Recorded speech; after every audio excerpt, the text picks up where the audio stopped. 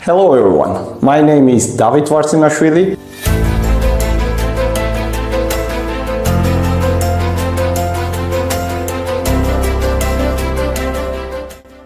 Are compliance regulations becoming so complex that they are killing the businesses? This compliance is no longer a side function. It's a core operational requirement. Annual assessment is no longer just a regulatory requirement. It's a fundamental necessity to safeguard organizations from financial, legal, and reputational risks. Do sanctions work or not? The answer is both yes and no.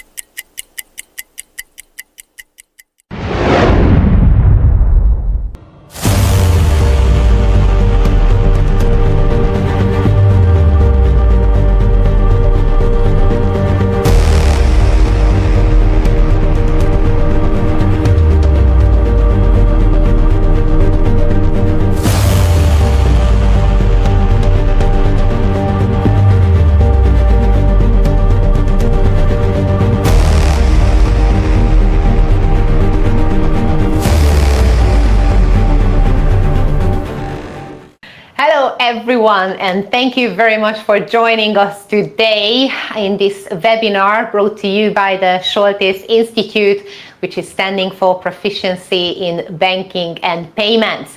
Today I've got Georgia Papa here with me, and we are going to discuss a very important subject, which seems like that it's making a lot of waves in financial institutions, banks, and other fintech companies, which is how to navigate those pitfalls. What are the restricted activities in banking, and what do we need to know about it? How does it affect our compliance? And why is it so important to understand what is the risk of accepting certain transactions, rejecting certain transactions, or dig deeper and start to ask more questions if we are unsure? Today, there is a lot of pressure on compliance departments, not necessarily just from the financial institutions and the banks, but also for average businesses to decide where can I accept clients? How do I need to make sure that the money which I am accepting in my own business on my bank account is coming from legit sources? It seems like today we are living in a very turbulent environment when restrictions apply banking and payment perspective, but also for reputational damaging perspective as well, because we see that there are different wars happening in the world as well, which is also affecting the financial settings. So I'm super excited that Georgia is here with me and we can just dig deep and discuss everything about the restricted activities in payments and banking. Hello, Georgia. Tell us a bit more about yourself and how did you end up being an expert, a lawyer on this subject? Hi, Victoria. It's so nice to see you again. It's been a while. I'm so excited to be here too. Thank you so much for the invitation. So basically, we've started dealing with sanctions back in 2014 when the war between Russia and Ukraine first started. As you know, in Cyprus, we had many Russians at the time. So it was very hot topic at the time. So we started advising different service providers in Cyprus, also banks, and many people at the time were wondering what they should do. Many businesses were, it's a very complicated area. It's a complex piece of legislation. So when it first came out, businesses were like very puzzled of what to do and what not to do.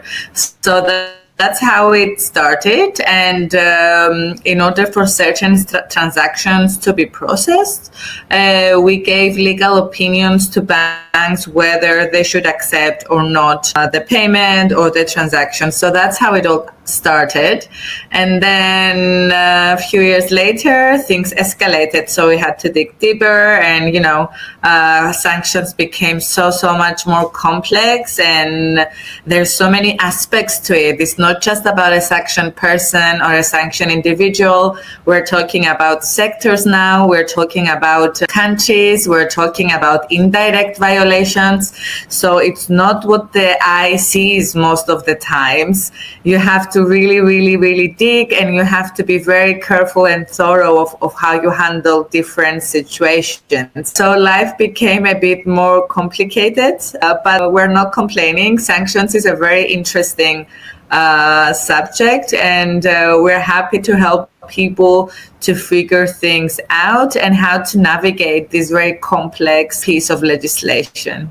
I agree with you completely. And then it's not only affecting the financial institutions, what I understand. So for example, if you have even like a jewelry shop or a car dealership, you can be also penalized for doing the wrong thing, even unknowingly. So what I've seen a lot, for example, from my clients, that they went for a new country, let's say Latin America, in Venezuela, not even knowing that what is the political situation, what are the restrictions from those countries, and unknowingly opened up for clientele in certain areas, not because they are supporting any political parties. It's just they thought that that could be a good opportunity to, sell there. And they are not financial institutions. And what I see is that causes also a massive confusion in the heads of merchants, online businesses who are targeting the global framework. And then they get one payment from Iran, then they get one payment from North Korea, then they get one payment from,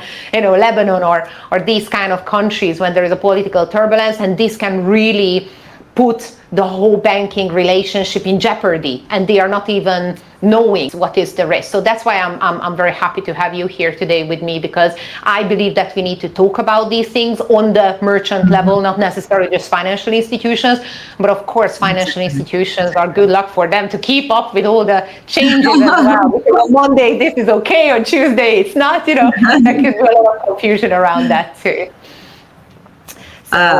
Just to add up on what you just said, there is this misconception that only financial institutions or larger companies or big businesses need to be aware of sanctions. But the reality is that it affects everyone, and everyone has to comply with sanctions regulations, including small businesses, but as you said, also individuals. So although we think it's something that affects only big organizations, that is not the case. Everybody, small businesses as well, should be aware of sanctions prohibitions and comply with them. So it's going to be interesting for everyone. Great.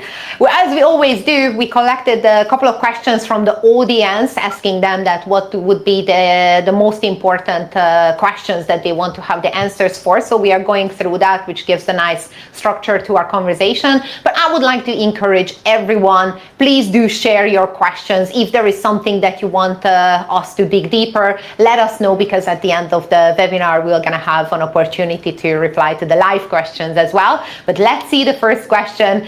How do companies make sure that they recognize these restricted parties or transactions? And I'm not talking about that I've got a jewelry shop and then a gentleman which is coming from most probably sanctioned country bringing me a bag of cash and wants to exchange them for diamonds, and there is no source of funds, because then obviously it's a bit obvious that I shouldn't really accept these transactions. But how do I as a company make sure that I know what are those restricted transactions, I know what is allowed and what not, without even consulting to a lawyer, which could be obviously very expensive? How would you go forward on this, Georgia?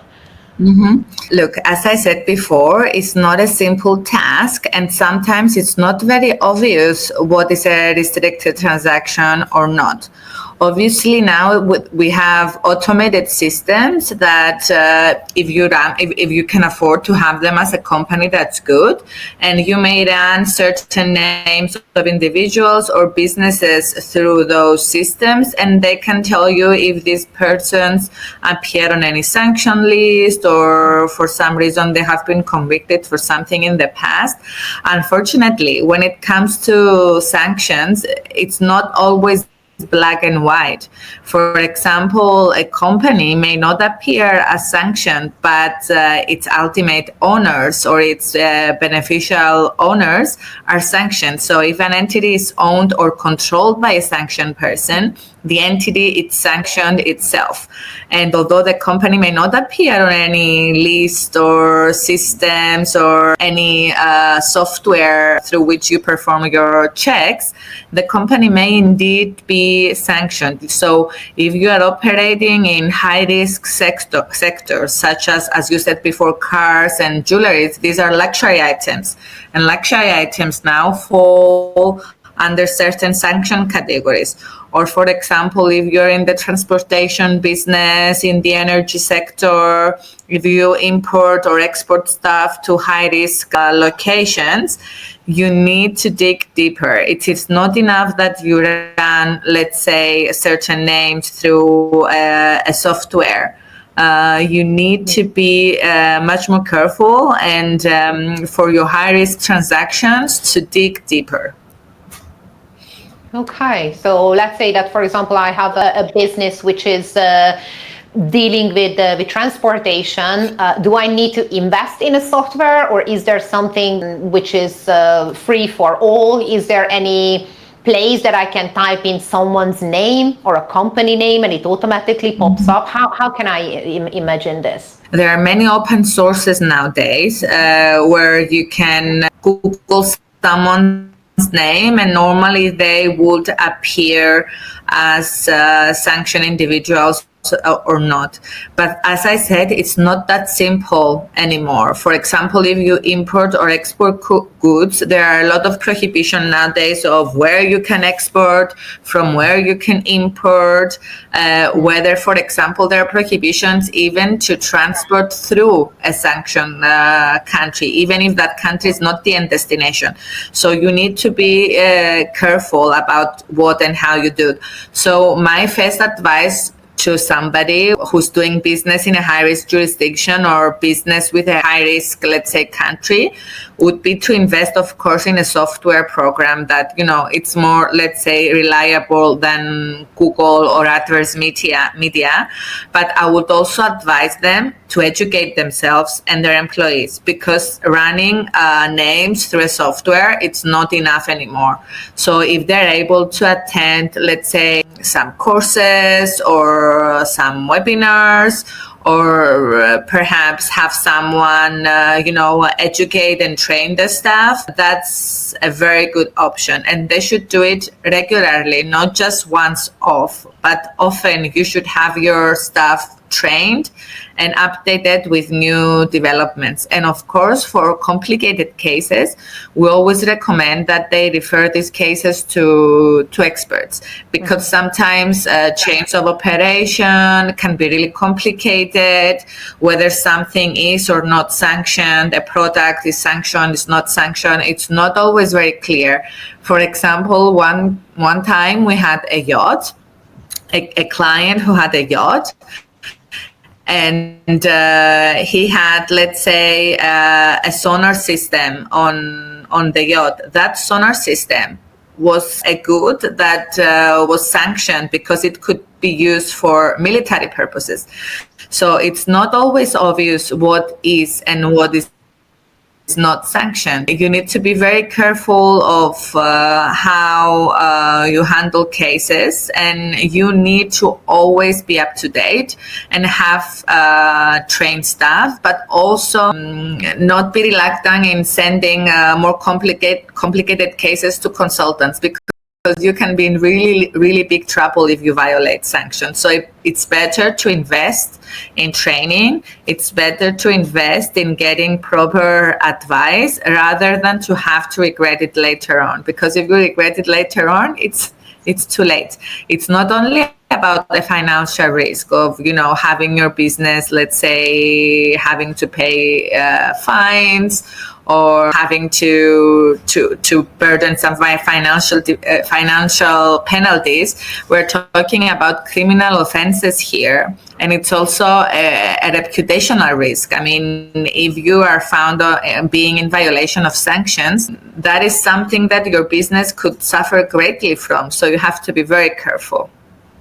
No, it doesn't cost a lot to have the experts, but it can cost a lot not to when the trouble hits. Right? Yeah. And this is exactly what the second question is about, that what is the legal responsibility of a company to recognize and reject any client's payments coming from restricted areas or sanctioned funds? And what I'm thinking here is that if there is an innocent mistake, I didn't check because I was not even thinking about it, which something is not that obvious, or it could be accepted as, well, yes, you couldn't know, or even then, I know that not knowing the law, it doesn't justify you of not following the law, so I know that part. But is there any way to perhaps show it to the judge or the criminal prosecution that I honestly didn't know? Or you have to have full legal responsibility for any actions that you do and end off. And if you're not doing it, technically you're just risking your whole business on a daily basis. What applies here? Basically, as I said before, this is a criminal offense. So there must be intent. So you must be knowingly violating sanction. This is not an excuse, though. If you're dealing with, because it also comes with, is it reasonable for me not to have picked that up? We haven't seen a case in Cyprus so far going to courts questioning what is knowingly and what is intent in terms of sanctions. But even if it's hard to prove that at court, let's say that you didn't know, or it's hard to prove if you did know, you have the other risk. Some authority may come and impose sanctions on you personally. So you may escape the criminal offense. You may not get convicted of that, but you may end up yourself on a sanctions list.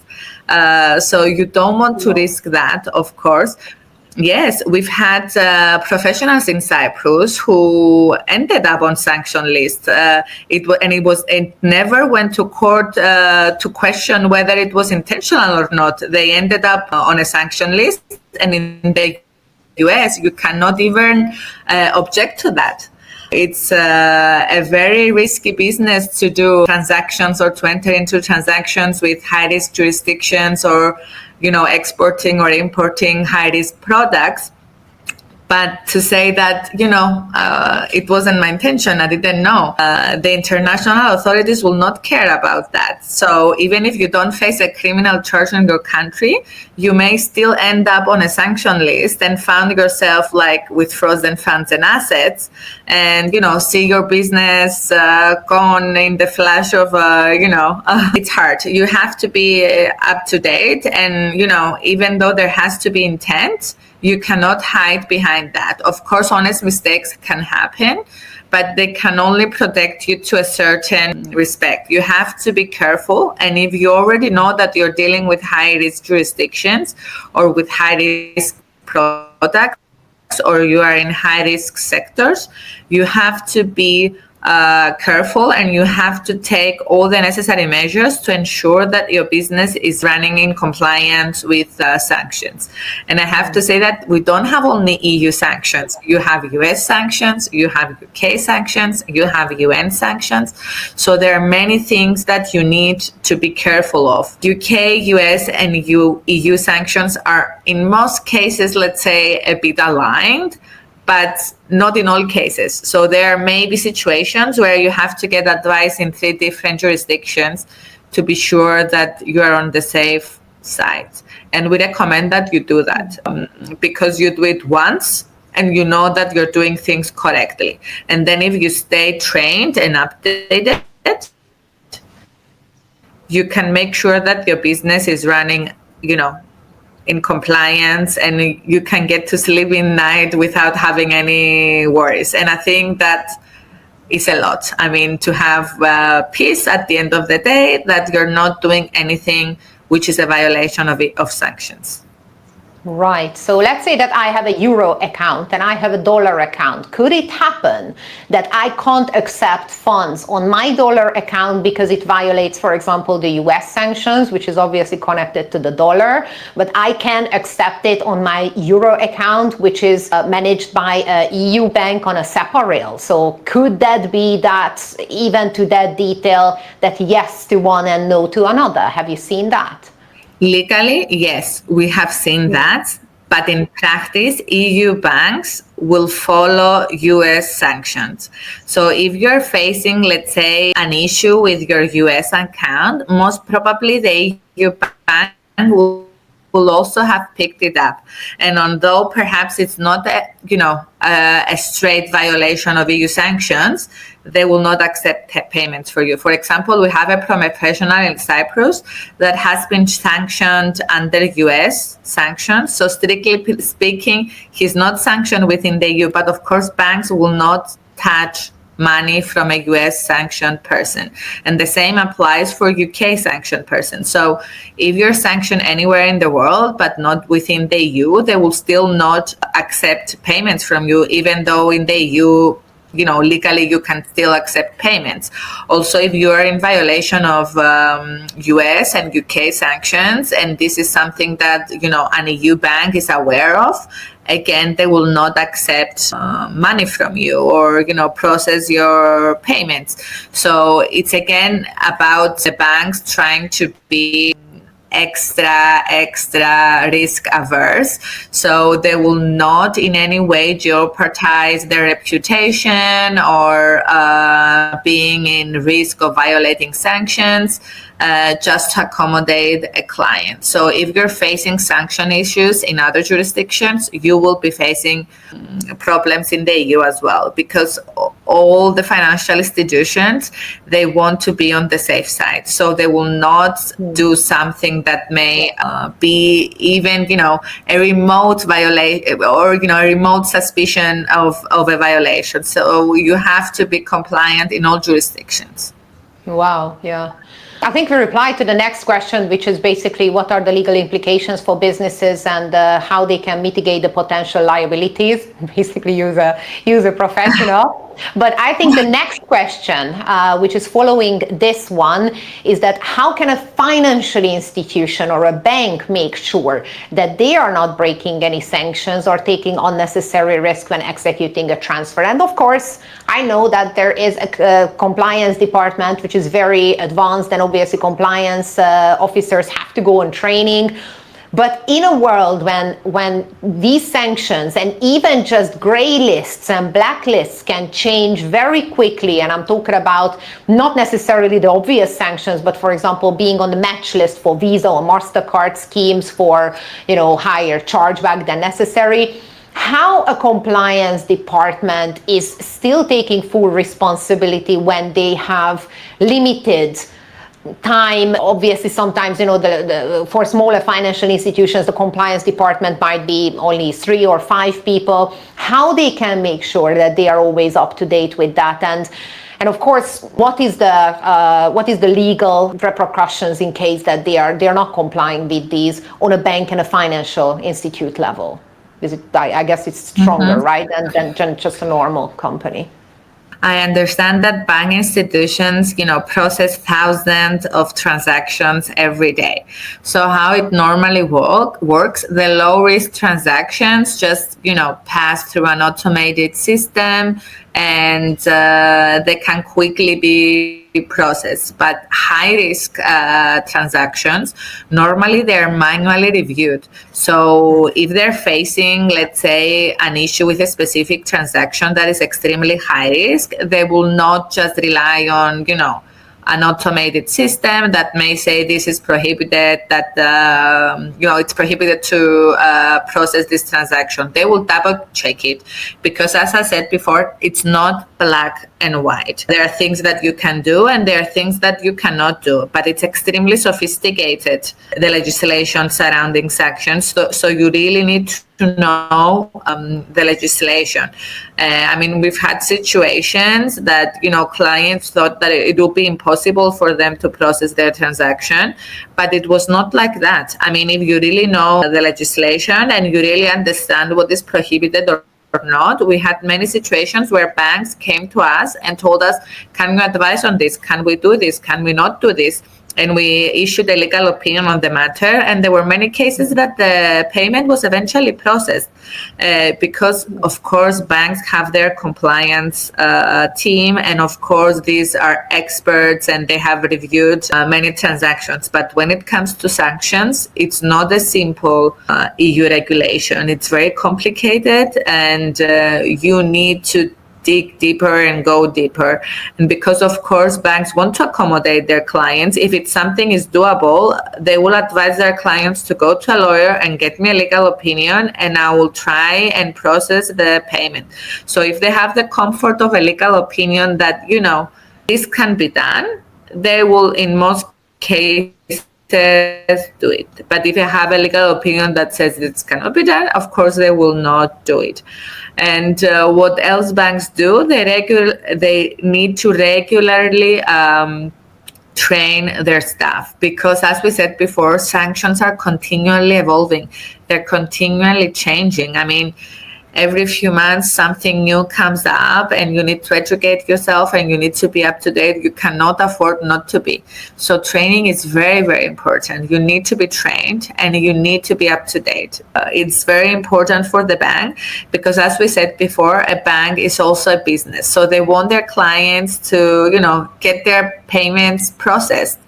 But if you have such a complicated legislation that you need to navigate through, that's where, advisors come in and they can help you understand if this is prohibited or not. Because the risk of, not being in compliance with sanctions, as we said before, is very high. You can find yourself on a sanctioned list. You may need to pay very high penalties. And as we said before, it's a criminal offense. So this means jail time, possible jail time if you're convicted. And, directors may also have personal liability. So it's no joke. You need to be very, very careful. And you mentioned that directors, of course, they have the responsibility because they are the ultimate responsible person for the operations of the business. How much is the responsibility of the compliance officer or even the compliance team members? Is there any criminal offense on that level as well, or everything is on the director? From our experience, it's the directors that will normally face charges, and it's the directors who would normally be liable for any criminal offenses.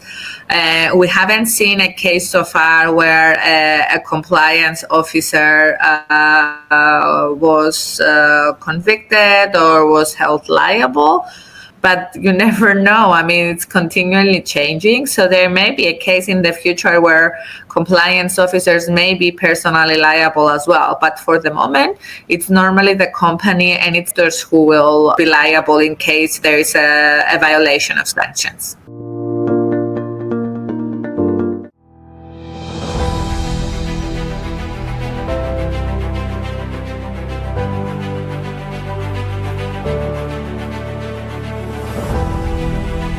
Hello everyone, my name is Viktoria Soltesz and I'm the founder of the Soltesz Institute. Startups fail, and if they fail, most probably they are failing because they don't have the thought out and proper channels for payments and banking. Hello everyone, my name is David Vartsimashvili. Compliance is no longer a side function. It's a core operational requirement. Welcome everybody. I'm Marcia Klingon-Smith. Instant payments is transforming the way money moves all across the globe, across all the different industries.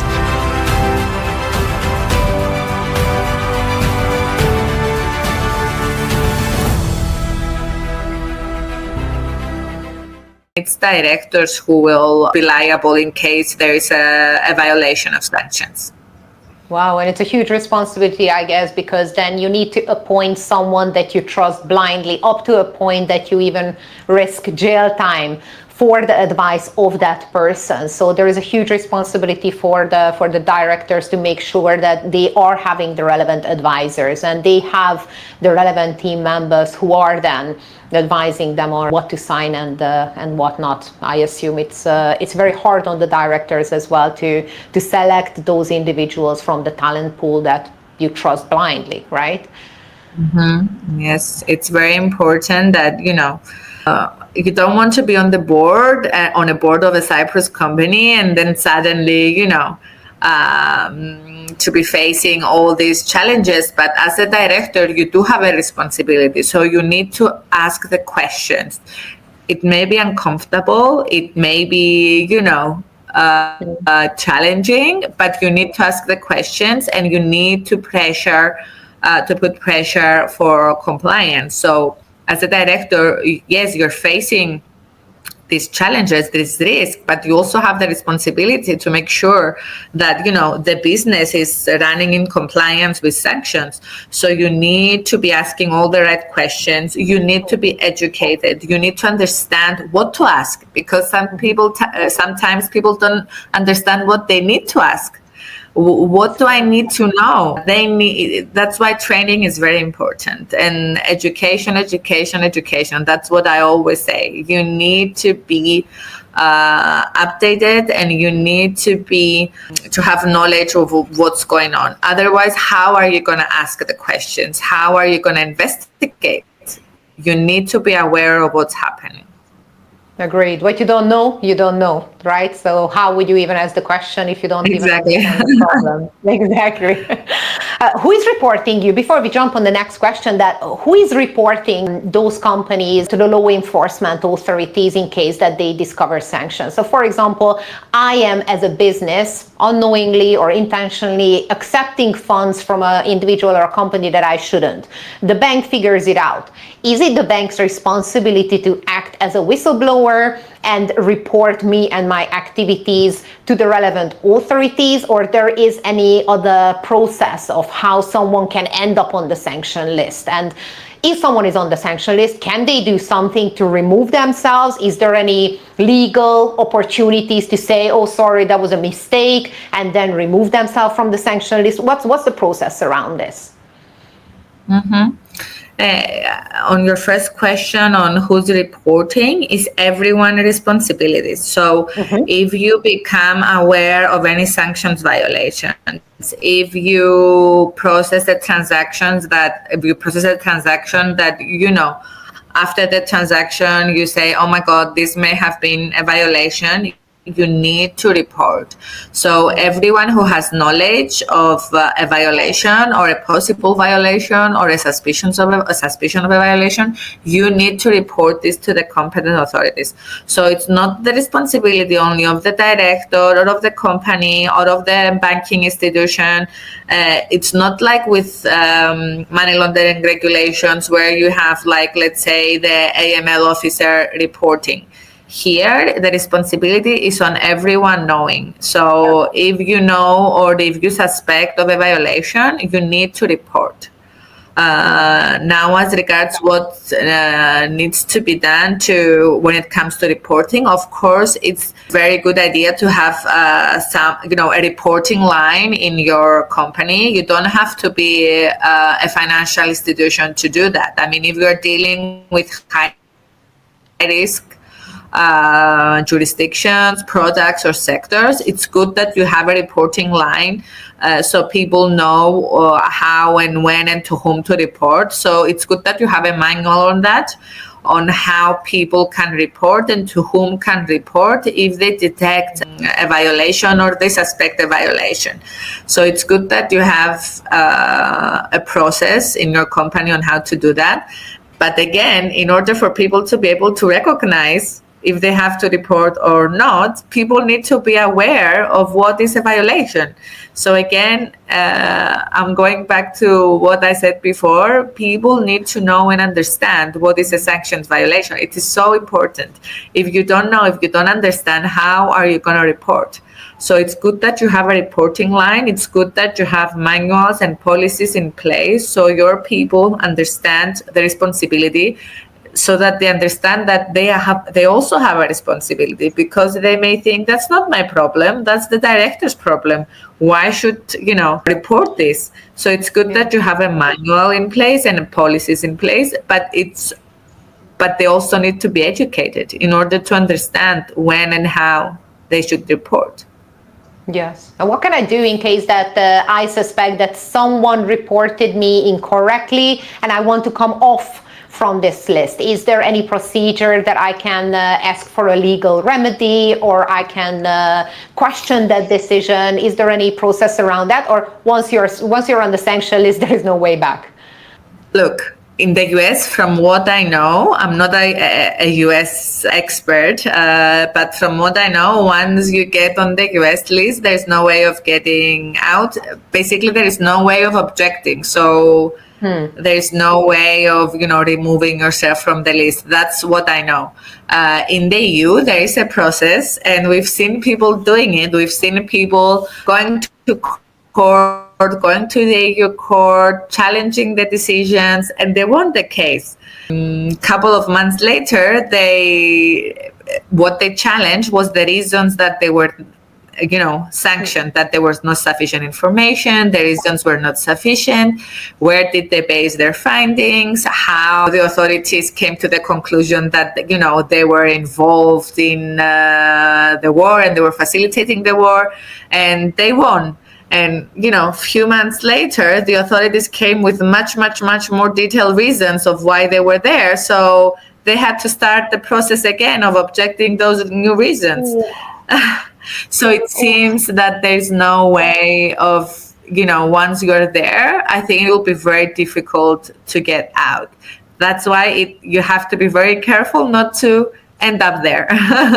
Make sure that you take all the precautions from before, make sure that you're compliant, because I think, I know it will sound dramatic, but once you're on a sanction list, your business will be over for sure, and then your life will be greatly affected, not only financially but also reputationally, but also socially. So you have to be very careful, and it's better to invest now and be compliant rather than having to regret it later on. I agree with you completely, and so many people don't even know that. So that's what I think the real risk is, not knowing that what are the real issues with that. Let's see the next question. So what practical steps should be taken to avoid violations while maintaining operational efficiency? And what I'm talking about here is that I know that you should check every single transaction, mainly, of course, if you're dealing with high-risk sectors or high-risk goods, as you mentioned, or services, that's given. But what is enough or good enough? Not overdoing it or not underdoing it, because we can't check every single transaction. We can't run every single client's name. Imagine that there is an e-commerce shop which is selling goods 10,000 of a day. There is no possibility to filter out each and every individual and each and every, address for example, a company. But what is enough and what is not enough? And I know that it's a very subjective line, but is there any guidance from you that you see that practically is working? What can a simple business do? As a first step, I would suggest to follow the risk-based approach. So you have high risk, medium risk, low risk. The low risk transaction, even maybe the medium risk transactions, this can be automated. So if you have, let's say, software that can assist you with those, or if you check them once, like manually, and then you review them once a year, these transactions, can be easily processed if you already, check them once, and then you check them again once a year, or On addition to that, you have a software that may assist you in staying on top of these transactions.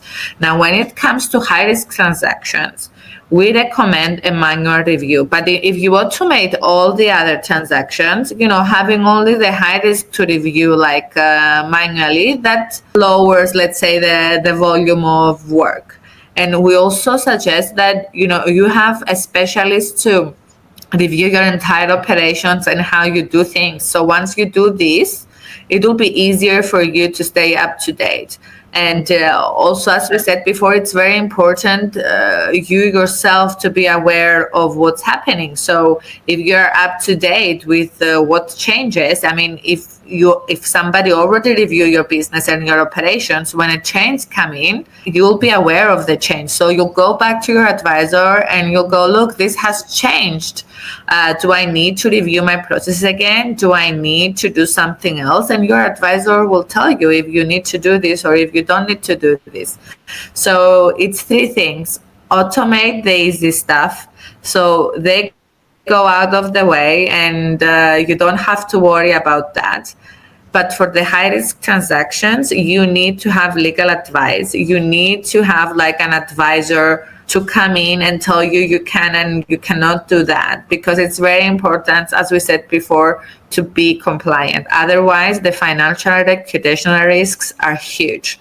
And thirdly, educate yourself. So if something changes, if a new thing comes in, you are aware of it and you are able to react and you are able to protect yourself. It's very important.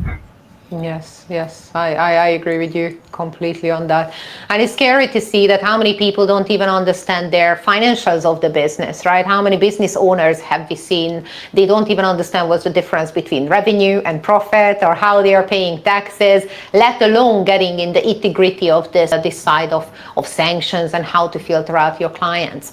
Quick question, can I rely on my bank and financial institution to do those checks for me because they are doing it anyway, or I have to do it on top of their checks as well, just to make sure that if I accidentally accepting something, they're immediately reporting me, right? So there is a risk around that. So can I trust my software provider, payment service provider, bank to do that for me and alert me not to accept that and I'm fine?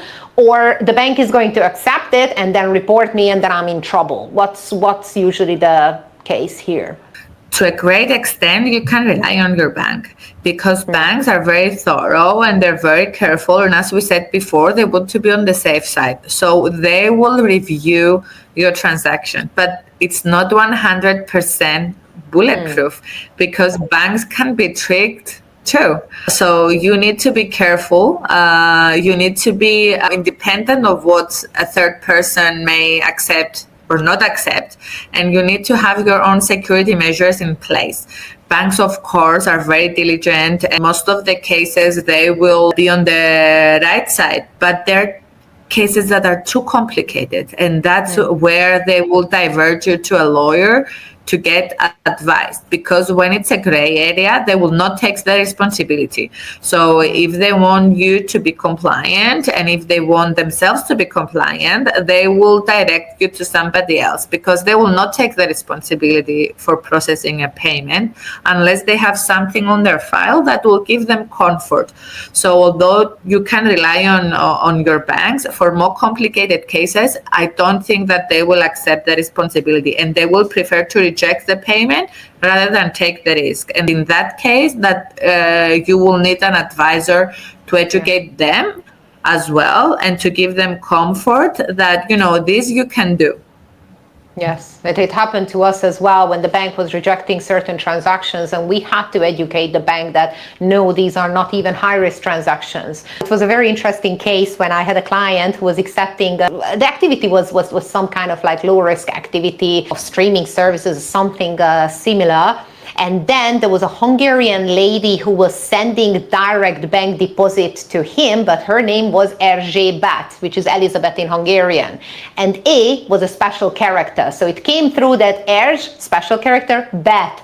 And immediately the bet was, filtered out by the banking system. And they said it's a betting activity, and they froze his account. And it was very interesting because the bank immediately said, all right, if this is really the name of your client, give me the passport copy of the client. And of course, how is an e-commerce company go to the client saying that for that 20 euro deposit that you did for paying for the service, give me a passport copy? Of course, it violates all kind of data protection regulations and everything. So I think this is what the next question is asking us, is that how can financial institution ensure continuous monitoring of transactions to detect suspicious activities while still staying within their data protection regulations? How can I make sure that I know who is paying me, but I'm not violating that person's individual data protection regulations of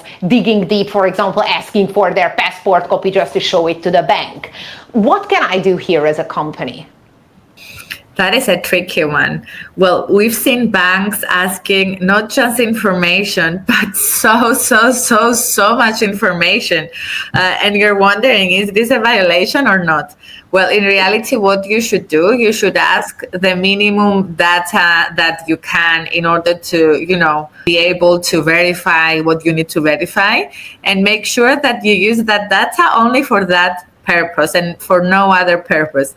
In reality, though, I'm not sure this applies, because banks will ask for so many things and will ask for all this information, and you're wondering, do they really need all of these documents and information in order to verify what I do and how I do it? But there is nobody to question them, because if you want to open a bank account, this is the process now. I mean, you have to give a lot of information in order to, give comfort to the bank, and, for the bank to feel safe that they have everything they need on their file. But in reality, there should be a balance. There should be some kind of protection.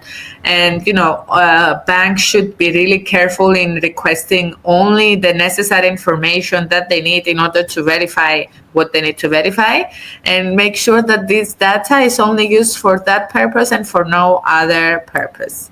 However, I am sure that banks will continue to ask for a lot of information, and then I can understand where they're coming from. I mean, they have all this risk in, one wrong transaction, a transaction in violation of sanctions, and they will be in big trouble. So I understand why they're asking all this information, and I think we need to understand that this will be the situation from now on, because I have clients that get irritated sometimes, like, why are they asking all this information? Why do they need this, and why do they need that?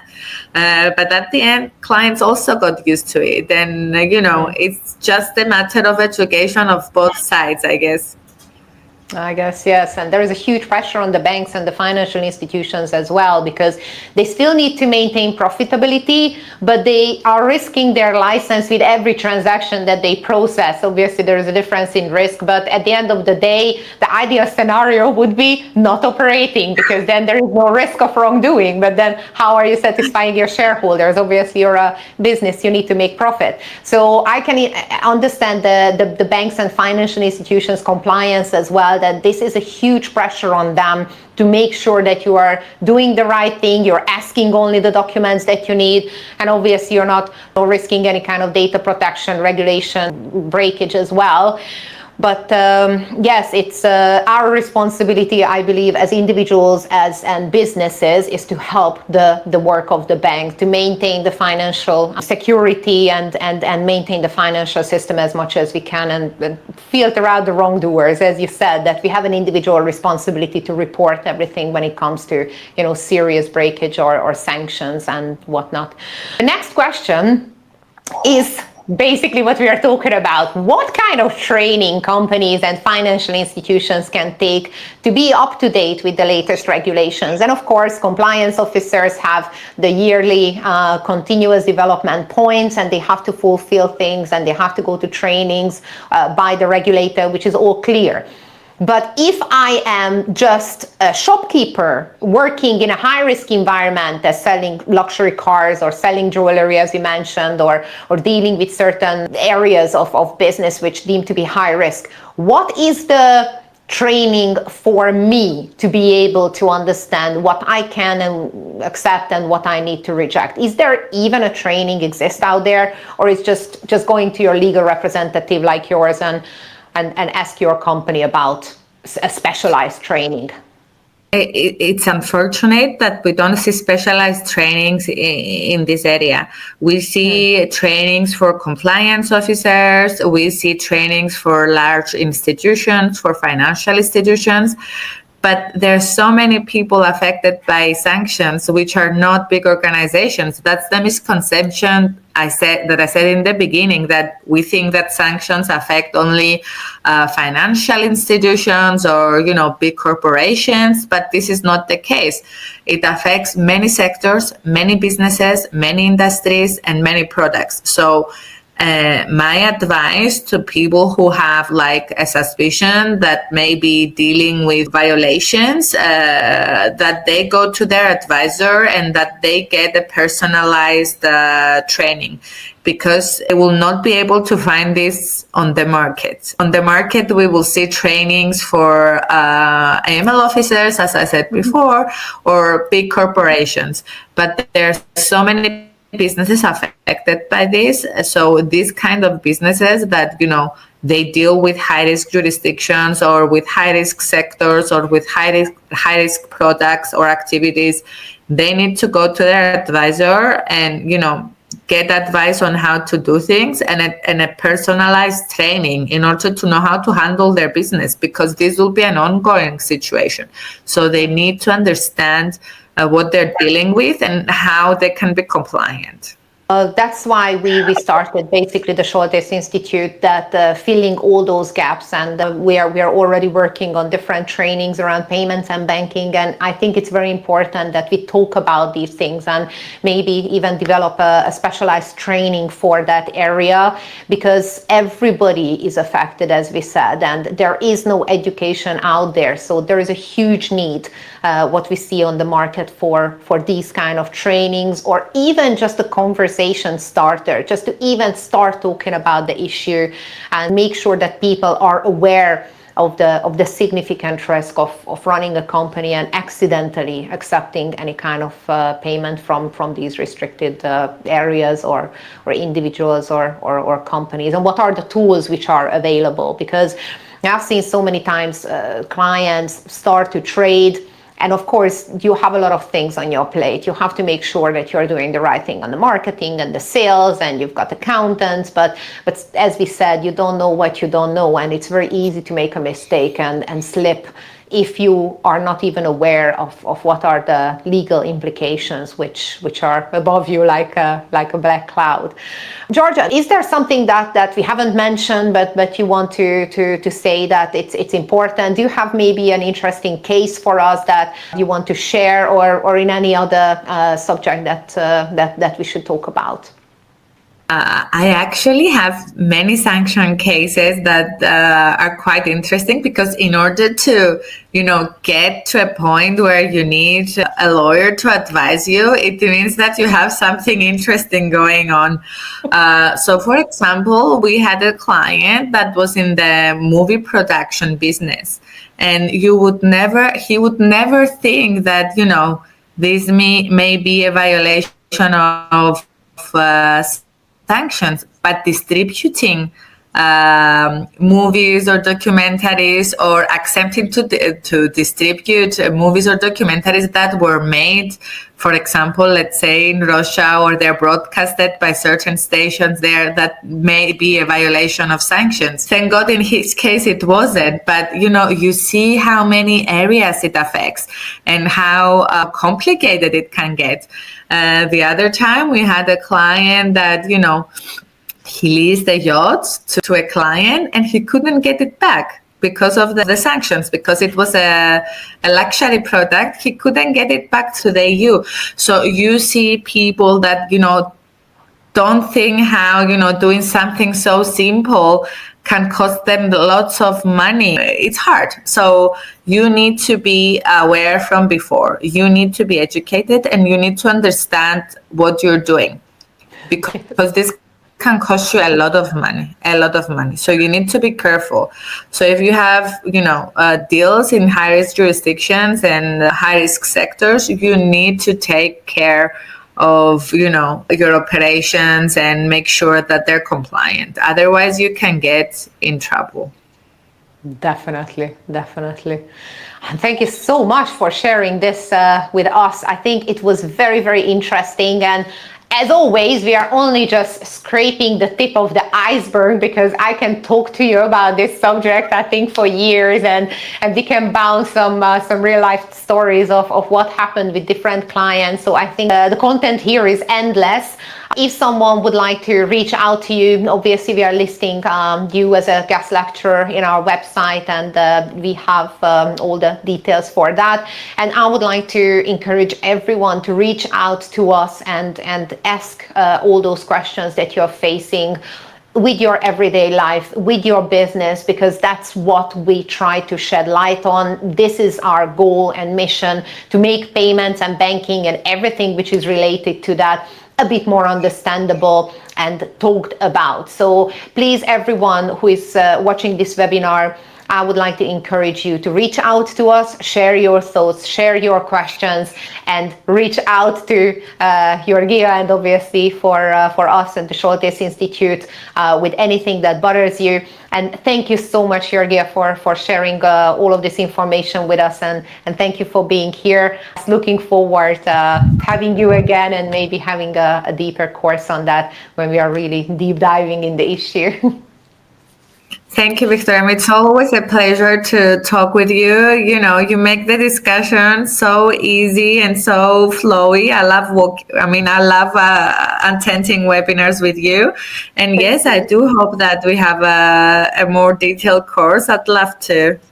Yes, amazing. So keep tuned for, just keep for this space, and we are coming up with a lot of news in 2025. So thank you very much who watched this. Thank you very much, Georgia, and see you later.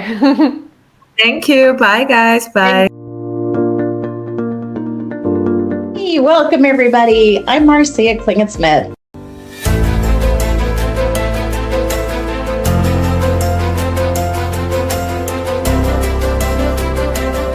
Instant payments is transforming the way money moves all across the globe, across all the different industries. A recent study showed that 42% of instant payment transactions actually happen on the evenings and weekends.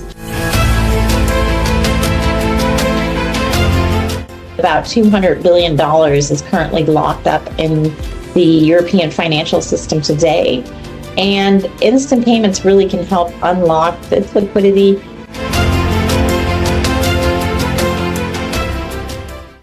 The future of finance is instant, and those who adapt will thrive.